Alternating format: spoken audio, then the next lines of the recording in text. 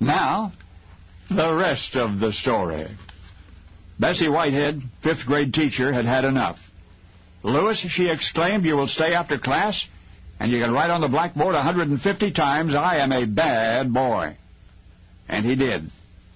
Now, Lewis was not really a bad boy. He was simply a prankster, a cut-up-a-class clown. But as a teen, Lewis fell in love with a bad boy sport, boxing. It was a Patterson, New Jersey neighbor, Johnny Lane, who initially inspired him. Johnny was on the fast track to fame as a prize fighter, tremendously impressed by Lewis's natural ability.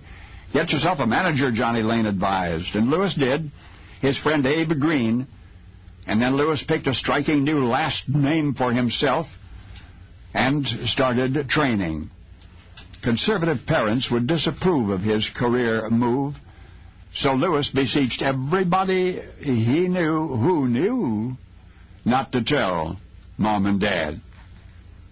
And through 10 triumphant professional fights, nobody did. Then one day, Lewis's Uncle Mike went to Lewis's father. Uncle Mike said, "Hey, I have tickets for the big boxing match in Ringwood tonight." Lewis's father, Sebastian, shrugged. "So?"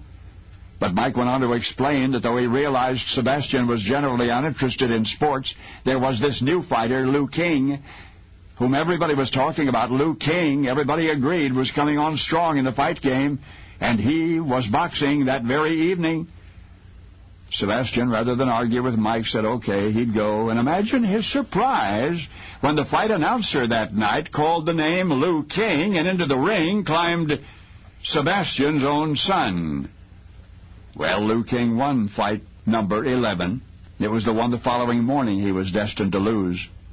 For by the time the victorious but battle-scarred boy came down to the breakfast table, his mother, Helene, had heard all about the night before.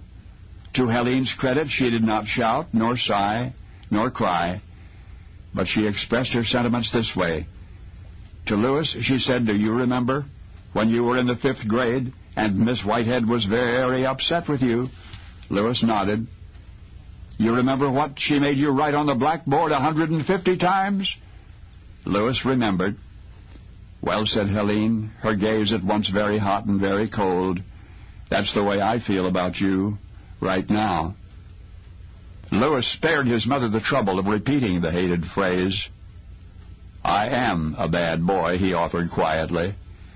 And that was all anybody ever said on the subject thereafter. It was plenty.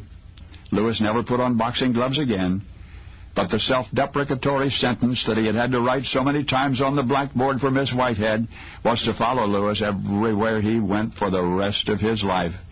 There was no telling what kind of a prize fighter he'd have made, considering his athletic ability and his early success, perhaps a very good one. And yet in another profession he became unique, irreplaceable, one of a kind. Not as Lou King, not even under his real name, Louis Francis Cristillo. For once upon a tidal wave of laughter, there was a comedy team comprised of 2 verbal sparring partners, Bud Abbott and a self-described bad boy, Lou Costello. Abbott and Costello. Now you know the rest of the story.